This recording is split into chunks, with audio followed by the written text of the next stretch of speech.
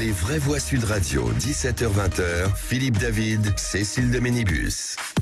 On vous souhaite la bienvenue, merci de votre fidélité. Continuez à cliquer sur notre chaîne YouTube, à vous abonner, à le dire à tout le monde autour de vous. Dans un taxi, il y a des gens qui louent des voitures et qui mettent du Sud Radio sur toutes les stations. J'adore ça. Moi je le fais maintenant, ça me fait beaucoup rire. En tout cas, Philippe Bilger est avec nous, Françoise Degois, Luc Gras, bien entendu. Et tout de suite, le grand débat du jour. Les vraies voix Sud Radio, le grand débat du jour.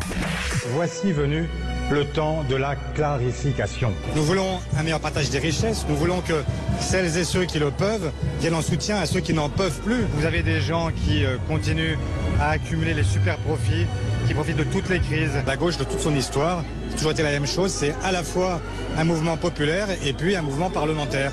Et les deux doivent se conjuguer.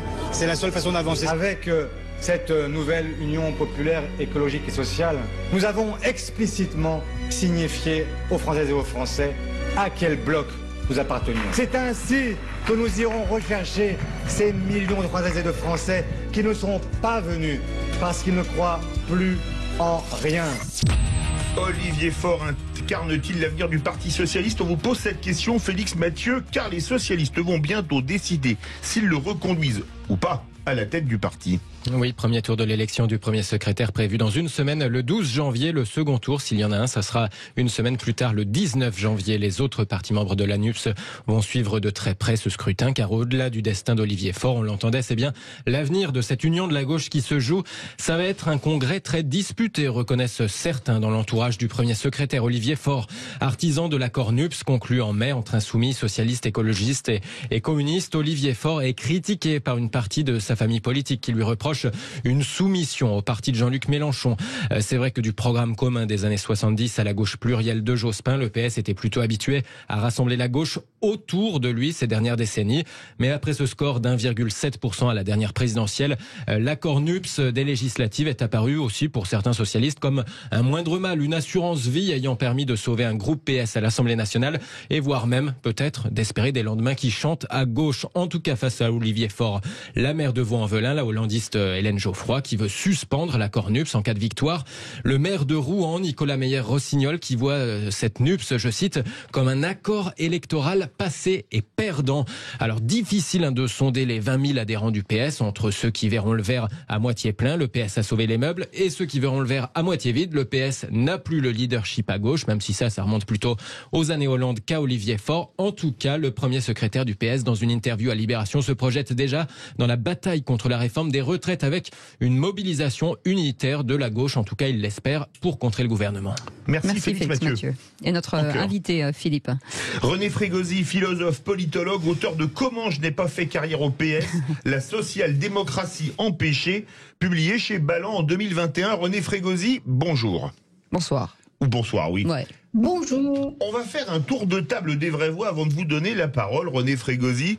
Philippe Bilger, est-ce que vous pensez que c'est l'homme de la situation? Alors je ne sais pas, mais je sais déjà ce que René Frégosi contredira dans ce que je vais dire. Mais moi... Elle a été au PS contrairement à vous. Voilà, Enfin, en tant que citoyen, j'aurais plutôt une sympathie pour les deux rivaux d'Olivier Faure. Mais en même temps, il faut que je reconnaisse qu'Olivier Faure peut faire partie de ces gens qu'on discrédite volontiers et qui vont nous surprendre par leur victoire. Je suis persuadé qu'il va l'emporter. Oui. Peut-être pas largement, mais il va l'emporter. Deuxième élément, et ça a été dit dans la présentation de Félix Mathieu, est-ce qu'on va créditer Olivier Faure de la sauvegarde du PS par cet accord électoral, ou est-ce qu'on verra plutôt une deuxième branche de l'alternative, le fait qu'il paraît s'être soumis tout de même un petit peu à la férule de Jean-Luc Mélenchon.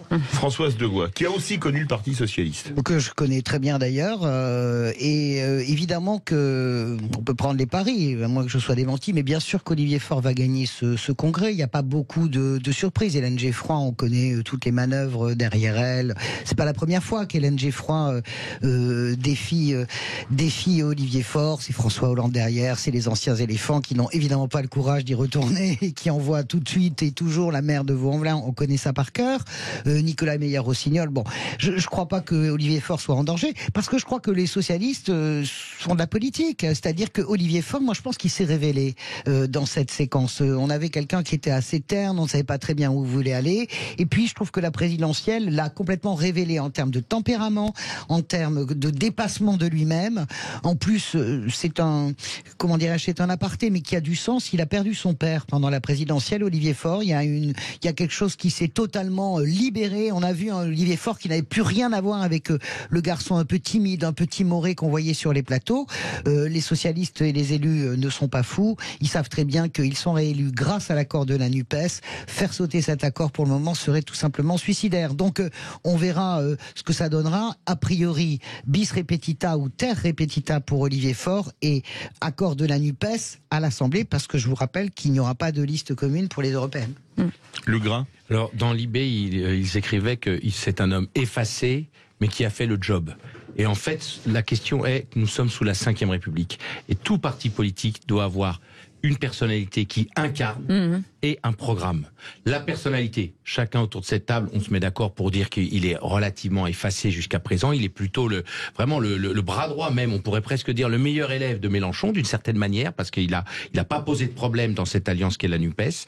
Donc il va falloir qu'il se révèle comme personnalité. Mais il veut pas être candidat. Et la deuxième chose, c'est quant au programme. L'enjeu est sur le programme. Est-ce que pour que le socialisme en France reparte, est-ce qu'il faut qu'il soit plus social-démocrate ou plus justement dans la ligne actuelle de la NUPES? Ça, c'est pas évident, parce que si le PS continue de s'affirmer avec la NUPES, il perd quand même toute une frange de la population qui est dans l'après-Macron, qui est cette social-démocratie, qui est prête à revenir au Parti Socialiste quand Macron sera plus là, et qui ne reviendra pas si c'est Mélenchon. Et donc il y a vraiment une question stratégique. L'incarnation que peut faire Olivier Faure du socialisme en France, c'est-à-dire montrer par lui-même qu'il n'est pas la caravane de Mélenchon, le numéro 2 de Mélenchon, mais vraiment un leader. Et deuxièmement, la programmatique qu'il puisse rassembler plus large en allant rechercher les sociodémocrates qui se sont égarés chez Macron. En tout cas, sur les réseaux sociaux, on parle de manque de charisme, et évident. Bien sûr, mais vous savez, écoutez, on va faire un peu d'histoire. On va donner la parole à René Frégosi. En une seconde, manque de charisme. 1979, congrès de Metz, ok. Mitterrand arrive, il est escorté par Fabius. Vous avez tous les jospinistes et les rocardiens qui l'attendent en disant au vieillard, l'hospice, le vieillard à l'hospice, etc. Il a zéro charisme, il est complètement éteint. Tout le monde se précipite sur Rocard. 81, évidemment, sur Jospin. 81, François Mitterrand, évidemment, est élu. Donc, attention à notre regard biaisé. Moi, je pense que dans le petit peuple de gauche, Olivier Faure s'est révélé pendant cette présidentielle. C'est pas le cas sur les plateaux, parce qu'il est bon ton de dire qu'il ressemble à rien. Et moi, je crois qu'il s'est vraiment révélé auprès de beaucoup de gens. On a parlé du congrès de Metz de 1979, ça ne nous rajeunit pas, René Frégosi. Vous aviez adhéré au PS, vous, 3 ans avant, en 1976. Qu'est-ce que vous voulez répondre aux vraies voix? Mais écoutez, je vais surprendre Philippe Bilger, bonsoir. Bonsoir. Mais je suis à peu près d'accord avec tout ce qui vient d'être dit. C'est une synthèse style PS des années 80. On dirait une synthèse hollandaise. Non, mais vraiment, moi... Oui. Non, mais écoutez, Olivier Faure, moi, je ne le connais pas personnellement. Bon, parce qu'il fait partie de cette nouvelle génération que moi, je n'ai pas connue au PS, puisque je m'étais éloignée considérablement des gens de la direction, moi-même n'en ayant jamais fait partie, mais enfin bon, mais les connaissant pas mal depuis la fin des années 70. Donc, bon, Olivier Faure, en fait, il est coincé. Bon, question personnalité, moi je le trouve intelligent, enfin c'est l'impression qu'il me donne, hein, je ne le connais pas personnellement. Je lui trouve même un certain charme. Donc de là à dire qu'il peut se révéler et construire, puisque le charisme c'est pas quelque chose qu'on a en soi, c'est quelque chose qui se construit avec la demande de charisme. Donc tout est possible, je pense. Le problème, c'est effectivement la ligne. Et pour la ligne politique, il est coincé. Parce que je reconnais, il a sauvé l'appareil du parti. Le PS n'existerait peut-être plus. Moi, je pense que si le PS avait fait sa mue social-démocrate, enfin, depuis le temps qu'il n'a jamais été social-démocrate, s'il l'avait fait avec anticipation, on aurait pu éviter l'alliance avec la NUPES. Moi, je suis absolument opposée à cette alliance. J'ai finalement quitté le parti à cause de cette alliance, donc tout récemment. Mais il était coincé, puisque le PS n'avait pas fait son aggiornamento social-démocrate assez tôt. S'il voulait conserver des élus, c'est-à-dire avoir un minimum de financement, il était un peu coincé. Maintenant, c'est comment en sortir. Le problème, effectivement, moi je pense qu'il faut en venir enfin à une ligne social-démocrate, mais social-démocrate complètement rénovée, parce qu'aujourd'hui la social-démocratie, dans le cadre de l'État-nation, toute seule, elle ne peut pas réussir grand-chose non plus. Mais en tous les cas, sortir de l'islamo-gauchisme, sortir du wokisme, enfin aborder la question de front, la question de l'immigration, la question de l'islamisme. Ça, c'est des questions que les partis socialistes doivent prendre. Est-ce qu'il n'a pas vendu son âme au diable? Est-ce qu'il n'a pas vendu son âme au diable? Parce qu'on a l'impression que là, il a avalé des couleuvres. Absolument. Mais absolument, c'est pourquoi il est coincé entre la nécessité de maintenir un appareil et l'impérieuse nécessité d'adopter une ligne social-démocrate rénovée. Le problème, c'est que ces opposants qui maintenant se réclament de la social-démocratie alors qu'ils l'ont toujours cassée quand ils étaient au pouvoir, ils ne sont pas crédibles. Donc c'est vrai, je crois effectivement qu'il va être reconduit dans ses fonctions. Et parce que ces opposants ne sont pas crédibles, étant donné ceux qui, en effet, se cachent derrière eux, ces gros éléphants qui se cachent derrière eux, qui se cachent bien mal derrière eux, et qui ne sont pas crédibles en se revendiquant de la social-démocratie. Françoise Oulugras, allez-y. Non, je voudrais pas laisser passer vendre son âme au diable. D'abord, Mélenchon n'est pas le diable, ça c'est le premier point.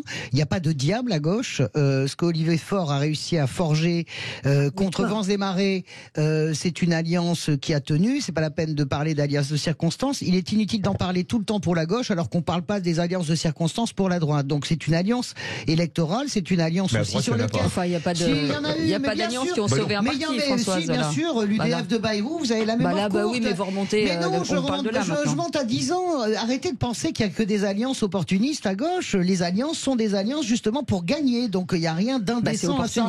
Non, il n'y a rien d'indécent à ça. Ça s'appelle faire de la politique. Mélenchon n'est pas le diable. Non, mais c'est pas indécent, mais être islamo-gauchiste, c'est d'entendre les délires sur où est-ce que le PS est islamo-gauchiste, où est-ce que le PS est wokiste. Alors là, arrêtez vos délires. Mais depuis combien de temps vous n'avez pas été au bureau national? Réveillez-vous un peu.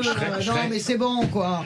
Mais ça, mais moi, j'ai jamais été au bureau national. On parlait l'autre jour, mardi, avec Philippe Bilger, on parlait des mots valises. Voilà ce que c'est. Les crin-crin rabâchés. Il y a une personne qui dit ça, et vous avez 200 personnes qui rabâchent. L'islamo-gauchisme et le wokisme. On ne sait même pas qu'est-ce que c'est l'islamo-gauchisme et le wokisme. Il n'y a pas d'alliance. Moi, personnellement, je ne sais pas. Non, mais ne m'insultez pas non plus. C'est pas à vous dont je parle. Ne m'insultez pas, s'il vous plaît. Non. Je suis pas d'accord avec vos insultes à vous. Françoise, Luc Gras. Oui, vas-y, Luc. Alors, moi, en fait, je pense que tout ça, ça vient du fait qu'il y a une question centrale et stratégique qui n'est pas résolue dans ce pays à gauche.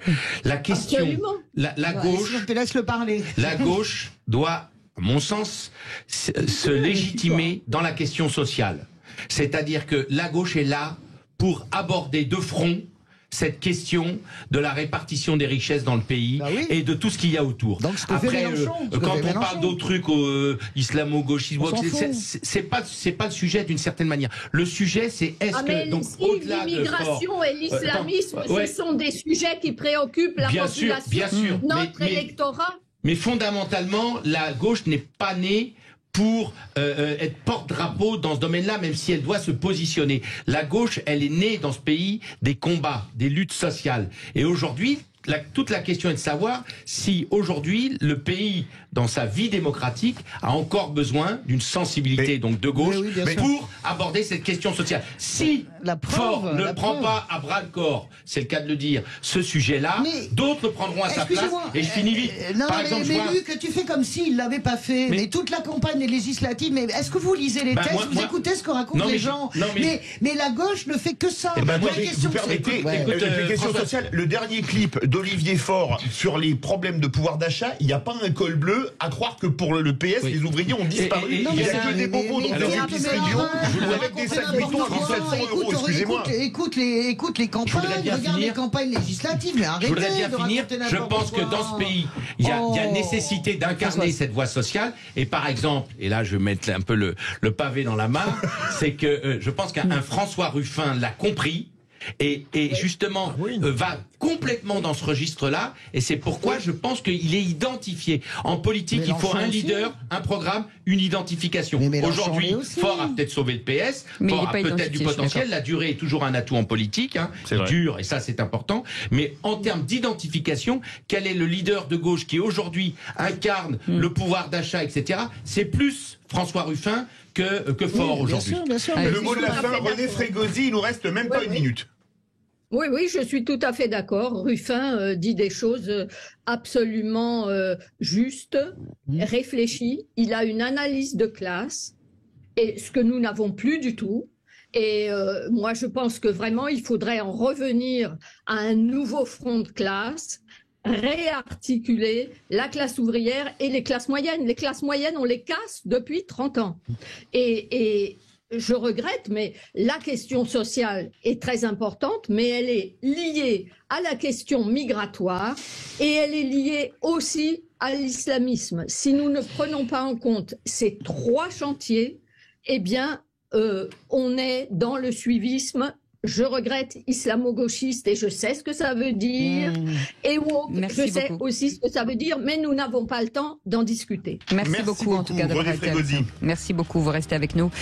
La suite des débats, dans quelques instants. Ça va être le mot du jour. On va revenir sur un coup de gueule plutôt de Philippe David.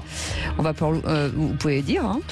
Oui, je vais pousser un coup de gueule pour ce dont a été victime Samuel Umtiti sur un terrain de football hier soir. Très bien. Absolument. Voilà, on en parle dans quelques instants. 0826 300 300. Vous savez que vous pouvez participer au débat plutôt que de les écouter. À tout de suite, pardon.